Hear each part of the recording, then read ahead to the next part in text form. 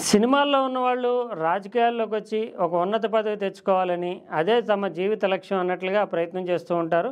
చాలామంది స్టార్స్కి ఎంపీ పదవో లేదంటే లోకల్గా ఉండేటటువంటి ఒక మంత్రి పదవో వస్తే చాలు, తమ జీవితానికి ఒక సాఫల్యం వచ్చింది అనేటటువంటి భావనలో ఉంటారు. కానీ కేరళలో నుంచి ప్రాతినిధ్యం వహిస్తూ కేరళలో భారతీయ జనతా పార్టీకి లోక్సభ స్థానాన్ని సాధించి పెట్టి కేంద్ర మంత్రిగా పదవిలోకి వచ్చినటువంటి సురేష్ గోపి, స్టార్ నటుడైనటువంటి సురేష్ గోపి తనకు కేంద్ర మంత్రి పదవి వద్దు, ఎప్పుడు రిలీవ్ చేస్తారంటూ కేంద్ర నాయకత్వాన్ని వేడుకోవడం అనేది ఒక విచిత్రమైనటువంటి పరిణామంగానే కనిపిస్తుంది. కానీ తనకి సినిమా రంగంతో ఉండేటటువంటి అనుబంధము, తాను ప్రజలకు సేవ చేయడానికే రాజకీయాల్లోకి వచ్చాను, కానీ దానికి కేంద్ర మంత్రి పదవి అవసరం లేదు. కేంద్ర మంత్రి పదవి అంటే 24 గంటలు డ్యూటీలో ఉన్నట్లుగా ఉంటుంది, పరిపాలనాపరమైనటువంటి బాధ్యతల్లో నిర్వర్తించాల్సి ఉంటుంది, తన ప్రజలకి సైతము చేరువుగా ఉండడం సాధ్యం కాదు, దేశవ్యాప్తంగా ఉండేటటువంటి వివిధ అంశాలు చూసుకోవాలి, దేశవ్యాప్తంగా పర్యటనలు చేయాలి, సమీక్షలు నిర్వహించాలి.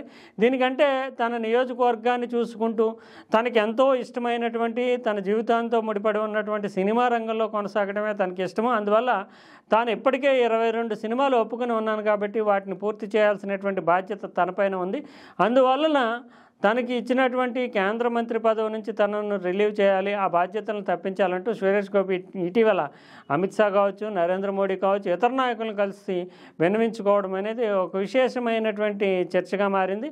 అయితే కేంద్ర మంత్రి పదవిలో ఆయన కొనసాగడం వల్ల కేరళ రాష్ట్రానికి కొన్ని ప్రయోజనాలు ఉంటాయంటూ ఆ రాష్ట్ర ప్రజలు డిమాండ్ చేస్తూ కేంద్ర మంత్రిగా కొనసాగండి, సినిమాల్లోనే యాక్ట్ చేయండి అంటూ వాళ్ళు కోరుతున్నారు. కానీ ఆయన మాత్రం సినిమాల పట్లే మక్కువ చూపుతూ 22 సినిమాలు ఉన్నాయి, వాటిని పూర్తి చేసుకుంటాను, తనను కేంద్ర మంత్రి పదవి నుంచి రిలీవ్ చేయాలంటూ కేంద్ర నాయకత్వాన్ని కోరుతున్నారు. ఏదేమైనప్పటికీ కొంతమంది కావాలని కోరుకుంటారు, కొంతమంది వద్దు తమకు ఉన్నటువంటి దాంతో సంతృప్తి చెందుతామంటూ దానికే పరిమితం అవుతారు. ఇటు మనం ఆంధ్రప్రదేశ్లో చూసాము, తనకు సినిమాలు వద్దు, తను రాజకీయాల్లో ప్రజలకు సేవ చేస్తానంటూ పవన్ కళ్యాణ్ సినిమాలను దూరం పెడుతూ రాష్ట్ర రాజకీయాల్లో కీలక భూమికలోకి ఉప ముఖ్యమంత్రి పదవిలోకి వచ్చారు. ఆయనకి సినిమాల పట్ల పెద్దగా ఆసక్తి ఉన్నట్లుగా మనకు కనిపించదు. కానీ ఇటు చూస్తే సురేష్ గోపి రాజకీయాల కంటే తనకి సినిమాలే ఇంట్రెస్ట్ అని చెప్తున్నారు. అందువల్ల లోకో భిన్నరుచి అన్నట్లుగా వ్యక్తిత్వాలను బట్టి సైతము వీరి యొక్క ప్రాధాన్యతలు మారతాయనే దానికి సురేష్ గోపి ఒక